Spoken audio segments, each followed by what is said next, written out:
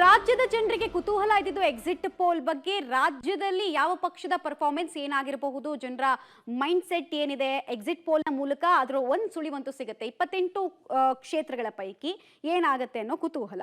ಕಳೆದ ಲೋಕಸಭಾ ಚುನಾವಣೆಯಲ್ಲಿ 25 ಕ್ಷೇತ್ರಗಳಲ್ಲಿ ಕಮಲ ಅರಳಿತ್ತು, ಮೋದಿ ಗದ್ದುಗೆಯನ್ನ ಭದ್ರಾ ಮಾಡಿತ್ತು. ಕಾಂಗ್ರೆಸ್ ಪಕ್ಷ ಕೇವಲ ಒಂದು ಸ್ಥಾನಕ್ಕೆ ಮಾತ್ರ ಸೀಮಿತವಾಗಿ ತೀವ್ರ ಮುಜುಗರಕ್ಕೆ ಒಳಗಾಗಿತ್ತು. ಸೊ ಈಗ ನಾವು ಪೋಲ್ ಆಫ್ ಪೋಲ್ ಕ್ವಿಕ್ ಆಗಿ ಗಮನಿಸೋದಾದ್ರೆ, ಟುಡೇಸ್ ಚಾಣಕ್ಯ ಪ್ರೆಡಿಕ್ಟ್ ಮಾಡ್ತಾ ಇದೆ ಎನ್ಡಿಎ ಒಕ್ಕೂಟ ಅಂದ್ರೆ ಕರ್ನಾಟಕದಲ್ಲಿ ಬಿಜೆಪಿ ಹಾಗೂ ಜೆಡಿಎಸ್ ಇಬ್ರು ಸೇರ್ಕೊಂಡು ಪ್ಲಸ್ 24 ಸ್ಥಾನಗಳನ್ನು ಅವರು ಗೆಲ್ಲಬಹುದು ಅಂತ. ಕಾಂಗ್ರೆಸ್ 4 ಸ್ಥಾನಗಳ ತೃಪ್ತಿ ಪಟ್ಕೊಳ್ಬೇಕಾಗತ್ತೆ ಅನ್ನೋದು ಟುಡೇಸ್ ಚಾಣಕ್ಯ ಪ್ರೆಡಿಕ್ಷನ್. ಅದರ್ಸ್ 0. ಇನ್ನು ಸಿ ವೋಟರ್ ಹೇಳ್ತಾ ಇದೆ ಕನಿಷ್ಠ 23 ಗರಿಷ್ಠ 25 ಸ್ಥಾನಗಳಲ್ಲಿ ಬಿಜೆಪಿ ಹಾಗೂ ಜೆಡಿಎಸ್ ಪರ್ಫಾರ್ಮೆನ್ಸ್ ಇದೆ, ಗೆಲ್ಲಬಹುದು ಕ್ಷೇತ್ರಗಳನ್ನ ಅಂತ.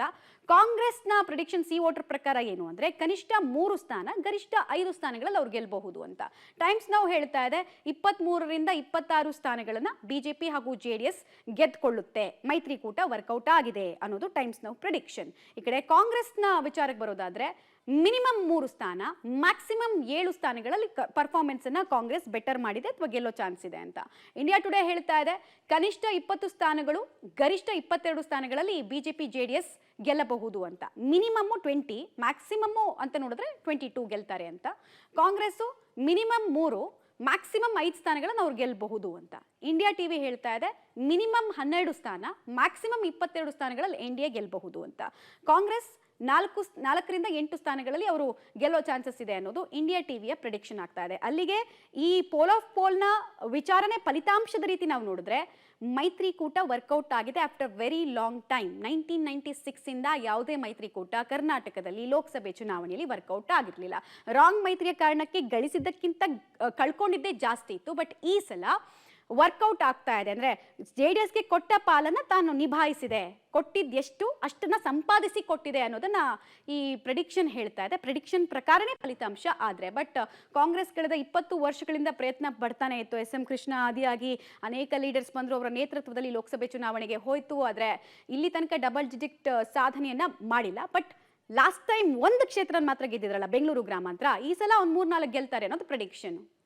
ಹಾಗಾದ್ರೆ ಎಕ್ಸಿಟ್ ಪೋಲ್ನ ಪ್ರಮುಖ ಅಂಶಗಳು ಏನು, ಪ್ರಮುಖ ವಿಚಾರಗಳು ಎಕ್ಸಿಟ್ ಪೋಲ್ ನಲ್ಲಿ ಗಮನ ಸೆಳೆದಿದ್ದು ಏನು ಅಂತ ನೋಡೋದಾದ್ರೆ, ತಮಿಳುನಾಡು ಹಾಗೂ ಕೇರಳದಲ್ಲಿ ಬಿಜೆಪಿ ಖಾತೆಯನ್ನ ತೆರೆಯಲಿದೆ. ದಶಕಗಳಿಂದ ಪ್ರಯತ್ನವನ್ನ ಪಡ್ತಾ ಇತ್ತು ಬಿಜೆಪಿ. ಹಿಂದೆ AIADMK ಜೊತೆಗೆ ಬಿಜೆಪಿ ಅಲಯನ್ಸ್ ಮಾಡ್ಕೊಳ್ತು. ಬಟ್ ಈ ಸಲ ಅವರು ಅಲಯನ್ಸ್ ಅಲ್ಲಿ ಇಲ್ಲ. ಆದರೂ ಅಲ್ಲಿ ಅಣ್ಣಾಮಲೈಯವರ ಪಾದಯಾತ್ರೆ ಜೊತೆಗೆ ಸೆಂಗೋಲು, ಕಚ್ಚಾತೀವ್ ಐಲ್ಯಾಂಡ್ ಅನ್ನುವಂತಹ ವಿಚಾರ ಎಲ್ಲವೂ ವರ್ಕೌಟ್ ಆಗಿದೆ. ಇದರ ಪರಿಣಾಮ ರಿಸಲ್ಟ್ ನ ರೂಪದಲ್ಲಿ ಕಾಣಿಸುತ್ತೆ ಅಂತ ಒಂದು. ಕೇರಳದಲ್ಲೂ ಅಷ್ಟೇ ಪರ್ಫಾರ್ಮೆನ್ಸ್ಗಿಂತ ಹೆಚ್ಚು ಎಡಪಕ್ಷಗಳ ಮುಸ್ಲಿಂ ಹಾಗೂ ಕಾಂಗ್ರೆಸ್ ಪಕ್ಷಗಳ ವೈರುಧ್ಯ ಅಲ್ಲಿ ವರ್ಕೌಟ್ ಆಗಿದೆ ಅಂತ. ಉತ್ತರ ಪ್ರದೇಶದಲ್ಲಿ ಹೆಚ್ಚು ಸ್ಥಾನಗಳು ಬಿಜೆಪಿ ಪಾಲಾಗುತ್ತೆ ಅನ್ನುವಂತಹ ನಿರೀಕ್ಷೆ ಇದೆ. ಸತತವಾಗಿ ಅಲ್ಲಿ ಅಸೆಂಬ್ಲಿ ಎಲೆಕ್ಷನ್ ಬಿಜೆಪಿಗೆ ಬಂದಿದೆ, ಇಲ್ಲೂ ವರ ಆಗುತ್ತೆ ಅಂತ. ಗುಜರಾತ್ ಹಾಗೂ ಛತ್ತೀಸ್ಗಢದಲ್ಲಿ ಬಿಜೆಪಿ ಸ್ಥಾನಗಳು ಅಬಾಧಿತ. ಅಂದ್ರೆ ಗುಜರಾತ್ನಲ್ಲಿ 26, ಈ ಕಡೆ ಛತ್ತೀಸ್ಗಢದಲ್ಲಿ ಲಾಸ್ಟ್ ಟೈಮ್ ನಾವು ನೋಡಿದ್ವಿ 11 ಸ್ಥಾನಗಳ ಪೈಕಿ 7ನ್ನ ಗೆದ್ಕೊಂಡಿತ್ತು. ಸೊ ಈ ಸಲ ಅದಕ್ಕಿಂತ ಜಾಸ್ತಿನೇ ಗೆಲ್ಲುತ್ತೆ ಅನ್ನುವಂತಹ ನಿರೀಕ್ಷೆ. ಮಧ್ಯಪ್ರದೇಶ ಹಾಗೂ ದೆಹಲಿಯಲ್ಲಿ ಕೂಡ ಬಿಜೆಪಿ ಕ್ಲೀನ್ ಸ್ವೀಪ್ ಅನ್ನು ಮಾಡುತ್ತೆ. ಮಧ್ಯಪ್ರದೇಶದಲ್ಲಿ ಲಾಸ್ಟ್ ಒಂದೇ ಒಂದು ಸ್ಥಾನ ಬಿಟ್ಕೊಟ್ಟಿದ್ರು, ಬಟ್ ಈ ಸಲ ಕ್ಲೀನ್ ಸ್ವೀಪ್ ಅಂತ ಇದ್ದಾರೆ. ದೆಹಲಿಯಲ್ಲಿ ಲಾಸ್ಟ್ ಟೈಮು ಕ್ಲೀನ್ ಸ್ವೀಪ್ ಮಾಡಿದ್ರು. Bangala very interesting. 42 ಸ್ಥಾನಗಳ ಪೈಕಿ TMCಗಿಂತ ಬಿಜೆಪಿಗೆ ಹೆಚ್ಚು ಸ್ಥಾನ ಬರೋ ಸಾಧ್ಯತೆ ಇದೆ. ಲಾಸ್ಟ್ ಟೈಮೇ ಕಾಟೇಕ ಟಕ್ಕರ್ ಕೊಟ್ಟಿದ್ರು ಅವರು. ಬಿಜೆಪಿ 18 ಸ್ಥಾನಗಳಲ್ಲಿ ಲಾಸ್ಟ್ ಟೈಮ್ ಗೆದ್ದಿತ್ತು. ಬಟ್ ಈ ಸಲ TMCಗಿಂತ ಜಾಸ್ತಿ ಬಿಜೆಪಿಯಲ್ಲಿ ಪರ್ಫಾರ್ಮೆನ್ಸ್ ಮಾಡುತ್ತೆ ಅನ್ನೋದು ಮಮತಾಗೆ ಬಹಳಷ್ಟು ಆಘಾತವನ್ನ ತರೋ ಸಾಧ್ಯತೆ ಇದೆ ಒಂದು ವೇಳೆ ಎಕ್ಸಿಟ್ ಪೋಲ್ನ ಪ್ರೆಡಿಕ್ಷನ್ ರಿಸಲ್ಟ್ ಆಗಿ ಬದಲಾದ್ರೆ. ತೆಲಂಗಾಣದಲ್ಲಿ ಕಾಂಗ್ರೆಸ್ಗೆ ಬಿಜೆಪಿ ಸಮಾನ ಪೈಪೋಟಿನ ಕೊಡ್ತಾ ಇದೆ ಅನ್ನೋದು ಪ್ರಮುಖ ಅಂಶ. ಆಕ್ಚುಲಿ ತೆಲಂಗಾಣ ಮತ್ತೆ ಅವಿಭಜಿತ ಆಂಧ್ರ ಪ್ರದೇಶ ಇದೆಯಲ್ಲ, 96ರಿಂದ ಬಿಜೆಪಿಯಲ್ಲಿ ಲೋಕಸಭೆಯಲ್ಲಿ 1 ಅಥವಾ 2 ಸ್ಥಾನಗಳನ್ನ ಗೆದ್ಕೊಂಡು ಬರ್ತಾನೆ ಇದೆ. ಬಂಗಾರು ಲಕ್ಷ್ಮಣ್ ಅವರ ಕಾಲದಿಂದ ಕೂಡ ಗೆದ್ಕೊಂಡು ಬರ್ತಾ ಇದೆ. 1, 2 ಆ ಥರ ಇದೆ. ಬಟ್ ಈ ಸಲ ಕಾಂಗ್ರೆಸ್ಗೆ ಟಕ್ಕರ್ ಕೊಡಬಹುದು ಅನ್ನೋ ನಿರೀಕ್ಷೆ. ಆಂಧ್ರ ಪ್ರದೇಶದಲ್ಲಿ NDA ಕೂಟಕ್ಕೆ ಹೆಚ್ಚು ಸ್ಥಾನಗಳು ಬರುವಂತಹ ಪ್ರೆಡಿಕ್ಷನ್. ಬಿಕಾಸ್ ಆಂಧ್ರ ಪ್ರದೇಶದಲ್ಲಿ ಅತಿ ಹೆಚ್ಚು ಮೈತ್ರಿಯನ್ನ ಬಿಜೆಪಿ ಇಲ್ಲಿ ಮಾಡ್ಕೊಂಡಿದೆ. ತೆಲುಗು ದೇಶಂ ಜೊತೆಗೆ ಮೈತ್ರಿ ಆಗಿದೆ ಅಲ್ಲಿ. ಈ ಕಡೆ ಪವನ್ ಕಲ್ಯಾಣ್ ಕೂಡ ಸೇರ್ಕೊಂಡಿದ್ದಾರೆ. ಸೊ ಹೆಚ್ಚು ಪಾರ್ಟಿಗಳು ಬಿಜೆಪಿಯನ್ನ ಅಪ್ಪಿಕೊಂಡಿರೋದ್ರಿಂದ ಅದರ ಲಾಭ ಆಗಬಹುದು ಅಂತ.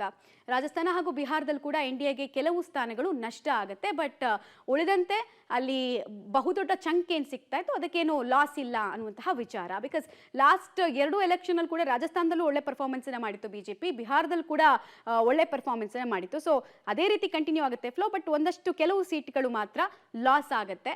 ಅದರ ಲಾಭ ಇಂಡಿಯಾ ಒಕ್ಕೂಟಕ್ಕೆ ಆಗುವಂತಹ ಸಾಧ್ಯತೆ ಸಹಜವಾಗಿ ಇದ್ದೇ ಇದೆ. ಇದು ಎಕ್ಸಿಟ್ ಪೋಲ್ಗೆ ಸಂಬಂಧಪಟ್ಟಂತಹ ಪ್ರಮುಖ ಅಂಶಗಳಾಗ್ತಾ ಇದೆ. ಬಿಜೆಪಿ ಎಲ್ಲೆಲ್ಲಿ ಗೆದ್ದಿದೆ ಅಂತ, ಎಲ್ಲೆಲ್ಲಿ ಗೆಲ್ಲಬಹುದು ಅಂತ. ಆಮೇಲೆ ಸಾಮಾನ್ಯವಾಗಿ ಬಿಜೆಪಿಗೆ ಹೆಂಗಿತ್ತು ಅಂತ ಹೇಳಿದ್ರೆ ಉತ್ತರದಲ್ಲಿ ಬಿಜೆಪಿಯ ಪರ್ಫಾರ್ಮೆನ್ಸ್ ಚೆನ್ನಾಗಿರುತ್ತೆ, ಬಟ್ ದಕ್ಷಿಣಕ್ಕೆ ಬಂದ್ರೆ ಬರ ಇರುತ್ತೆ ಅಂತ. ಇನ್ನು ಎಕ್ಸಿಟ್ ಪೋಲ್ ಔಟ್ ಆಗ್ತಾ ಇದ್ದ ಹಾಗೆ ರಾಜಕೀಯ ನಾಯಕರ ಪ್ರತಿಕ್ರಿಯೆಗಳು ಕೂಡ ಸಿಕ್ಕಿದೆ. ಯಾರ್ಯಾರು ಏನೇನು ಹೇಳಿದ್ದಾರೆ ನೋಡ್ತಾ ಹೋಗೋಣ. इंडिया गठबंधन कम से कम 295 सीटें प्लस 295 से ज़्यादा आएंगे, कम तो नहीं आएंगे।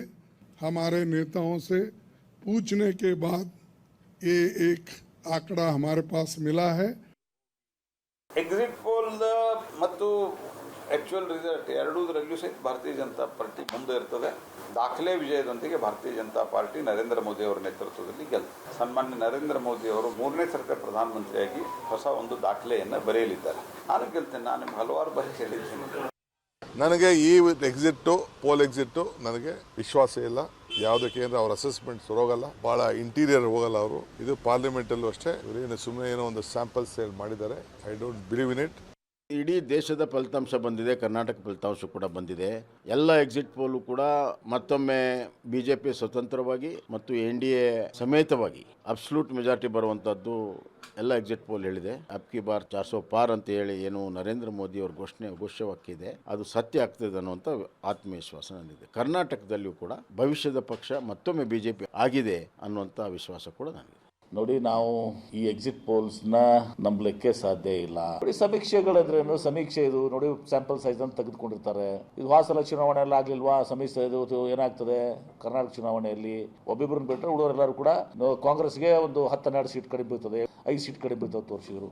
136 ಸೀಟ್ ಬಂತು. ಮತ ಎಣಿಕೆ ಆಗ್ತದೆ 4ನೇ ತಾರೀಕಿಗೆ. ಆವಾಗ ದೇಶಕ್ಕೆ ಸತ್ಯವಾದಂಥ ಸಮೀಕ್ಷೆ.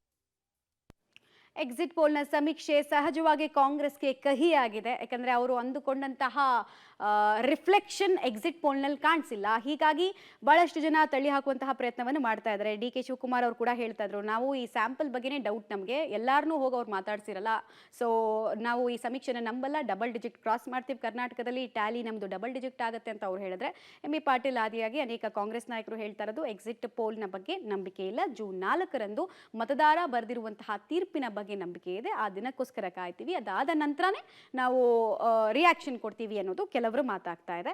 ಬಟ್ ಇಂಡಿಯಾ ಒಕ್ಕೂಟ ಈ ಸಲ ಅಟ್ಲೀಸ್ಟ್ ಬೆಟರ್ ಪರ್ಫಾರ್ಮೆನ್ಸ್ ಅನ್ನ ಮಾಡಬಹುದು ಅನ್ನೋ ನಿರೀಕ್ಷೆ ಇತ್ತು. ಆದ್ರೆ ಎಕ್ಸಿಟ್ ಪೋಲ್ನ ಪ್ರೆಡಿಕ್ಷನ್ ಪ್ರಕಾರ ನೋಡೋದಾದ್ರೆ ಇಲ್ಲಿ ತನಕ ಅವರಿಗೆ ಸಿಹಿ ಸಿಕ್ಕಿಲ್ಲ, ಬದಲಾಗಿ ಹೆಚ್ಚು ಕಹಿ ಸಿಕ್ಕಿದೆ. ದಕ್ಷಿಣದ ರಾಜ್ಯಗಳ ಮೇಲೆ ಹೆಚ್ಚು ಆಸ್ತಿಯನ್ನ ಇಟ್ಕೊಂಡಿದ್ರು, ಪದೇ ಪದೇ ಸ್ಟ್ರಾಟಜಿಗಳನ್ನ ಮಾಡ್ತಾ ಇದ್ರು. ಇನ್ಫ್ಯಾಕ್ಟ್ ಪ್ರೂಫ್ ಆಫ್ ಕಾನ್ಸೆಪ್ಟ್ ಅನ್ನೋ ರೀತಿ ಗ್ಯಾರಂಟಿಗಳನ್ನ ಪ್ರಯೋಗ ಮಾಡೋದಕ್ಕೆ ಮುಂದಾದ್ರು. ಆಮೇಲೆ ಅನೇಕ ವಿಚಾರ, ನಿರುದ್ಯೋಗ ಸೇರಿದಂತೆ ಅನೇಕ ವಿಚಾರಗಳನ್ನ ಪ್ರಸ್ತಾಪ ಮಾಡೋದಕ್ಕೆ ಮುಂದಾದ್ರು. ಬಟ್ ಅದ್ಯಾವುದಕ್ಕೂ ಕೂಡ ಮತದಾರ ರಾಷ್ಟ್ರೀಯತೆ ಹಾಗೂ ಮೋದಿಯ ಅಲೆ ಮುಂದೆ ಬಿಜೆಪಿ ಬಗ್ಗೆ ಬೇಸರ ಇದ್ರು, ಮೋದಿ ಬಗ್ಗೆ ಪ್ರೀತಿ ಇದ್ದ ಕಾರಣಕ್ಕೋಸ್ಕರ ಗೆಲ್ಲಿಸೋ ಮನಸ್ಸು ಮಾಡಿದ್ದಾರೆ ಗೊತ್ತಿಲ್ಲ. ಅದು ತೀರ್ಪು ಬಂದ ನಂತರ ಮಾತ್ರ ಗೊತ್ತಾಗತ್ತೆ. ಹಾಗೂ ಬಹುತೇಕ ಬಿಜೆಪಿ ಸಂಸದರು ಕೂಡ ಒಂದು ವಿಚಾರನ ಅರ್ಥ ಮಾಡ್ಕೊಂಡಿದ್ದಾರೆ ಅಂತ ಅಂದ್ಕೊಳ್ತೀನಿ ನಾನು. ಬಿಜೆಪಿ ಬಗ್ಗೆ ಬೇಸರ ಅಂದ್ರೆ ಸಂಸದರ ಪರ್ಫಾರ್ಮೆನ್ಸ್ ಬಗ್ಗೆ ಬೇಸರ ಇದ್ರು, ಮೋದಿಯ ಕಾರಣಕ್ಕೋಸ್ಕರ ಗೆಲ್ಲಿಸ್ತಾ ಇದ್ದಾರೆ, ಅಟ್ಲೀಸ್ಟ್ ಅದನ್ನ ಇನ್ಮೇಲಾದ್ರೂ ಚೇಂಜ್ ಮಾಡ್ಕೊಳ್ಬೇಕಾ ಅನ್ನೋದನ್ನ ಯೋಚನೆ ಮಾಡ್ಬೇಕಂತ ಅನ್ಸುತ್ತೆ. ಪ್ರಾಬಬ್ಲಿ ಈ ರಿಸಲ್ಟೇ ಬಂದ್ರೆ, ಇದೇ ಪ್ರೆಡಿಕ್ಷನ್ನ ರಿಸಲ್ಟ್ ಬಂದ್ರೆ, ಬಟ್ ಗೊತ್ತಿಲ್ಲ ಏನಾಗತ್ತೆ. ಜೂನ್ 4ರಂದು ಮತದಾರ ಬರೆದಿರುವಂತಹ ಭವಿಷ್ಯ ಏನು ಹೇಳುತ್ತೆ, ಎಕ್ಸಿಟ್ ಪೋಲೆ ಎಕ್ಸಾಕ್ಟ್ ರಿಸಲ್ಟ್ ಆಗುತ್ತಾ ಅಥವಾ ತಲೆ ಕೆಳಗಾಗತ್ತಾ ಅಂತ. ಹಿಂದೆ 90ಸ್ಗಿಂತ ಮುಂಚೆ ಅನೇಕ ಈ ಥರ ಚುನಾವಣೋತ್ತರ ಸಮೀಕ್ಷೆಗಳು ಸುಳ್ಳಾಗಿದ್ದೂ ಇದೆ. ಬಟ್ ಇತ್ತೀಚಿನ ವರ್ಷಗಳಲ್ಲಿ ಸೈಂಟಿಫಿಕ್ ರೀಸನ್ಗೂ ಏನೋ ಎಕ್ಸಿಟ್ ಪೋಲ್ಗಳು ರಿಯಲಿಸ್ಟಿಕ್ ನಂಬರ್ಸ್ ಅನ್ನಂತೂ ತೋರಿಸಿದ್ದಿದೆ. ಸೊ ಕುತೂಹಲ.